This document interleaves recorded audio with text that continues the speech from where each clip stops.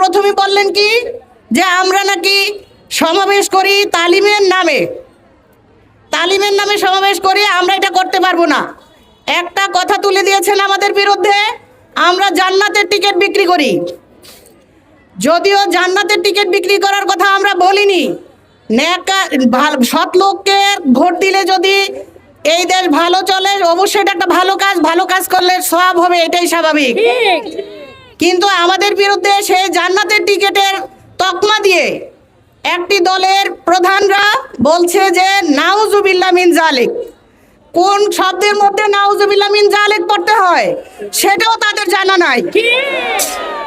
যে কোনো ভাবেই যদি আপনি একটা জান্নাতের টিকিট পেয়ে যান, আপনি বলবেন আলহামদুলিল্লাহ, কিন্তু আপনি বলতেছেন নাউজুবিল্লাহ। তাহলে আপনারা যে মহিলাদেরকে দিয়ে ডিজে পার্টি করেন সেখানে কি করবেন? এইভাবে আমাদের উপরে বিভিন্ন ক্যাটাগরিতে যখন নাকি অত্যাচার আসছে, আমরা পথ চেঞ্জ করলাম, কি করলাম, আমরা বাড়ি বাড়ি যাচ্ছি। সেখানেও আপনারা আমাদের মা বোনদের পেটে লাথি দিচ্ছেন। সেখানেও আপনারা বলতেছেন যে 12 তারিখের পরের দিন আমাদের ঘরগুলিতে নাকি আগুন লাগিয়ে দিবেন। আমাদের সেন্টারে আমরা একজন মহিলাকে রাজি করাতে পারি নাই এজেন্ট দেওয়ার জন্য। প্রত্যেকের বাড়িতে গিয়ে বলা হয়েছে পরের দিন আগুন লাগিয়ে দিবেন। 13 তারিখে আপনাদের এই শক্তিটা কোথা থেকে আসবে? 12 তারিখে নির্বাচনে আপনারা জিতবেন, তাই তো? যদি তার উল্টাটা হয়, সেই আগুন কে লাগাবে? তাহলে কথা বলার সময় আপনারা সাবধানে থাকেন। আপনাদেরকে সাবধান করে দিচ্ছি, আমরা এই দেশে ভেসে আসি নাই।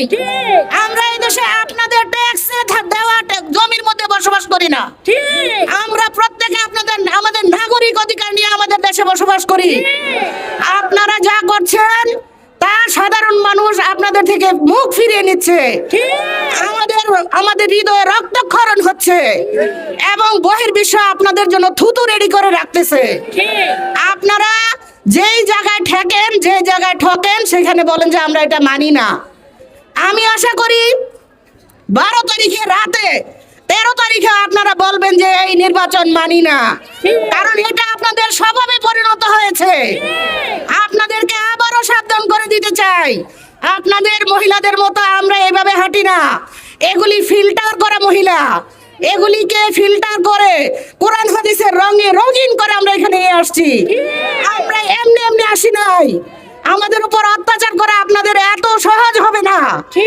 আমরা 24-এ শিখে গেছি নেতৃত্ব ছাড়া কিভাবে রক্ত দিতে হয়, কিভাবে এই দেশ থেকে স্বৈরাচারকে বিদায় দিতে হয়। স্বৈরাচারকে বিদায় দেওয়ার জন্য কোন হেলিকপ্টার রেডি রাখতে হয় সেটাও আমাদের জানা আছে। সুতরাং আমাদেরকে দুর্বল মনে করবেন না।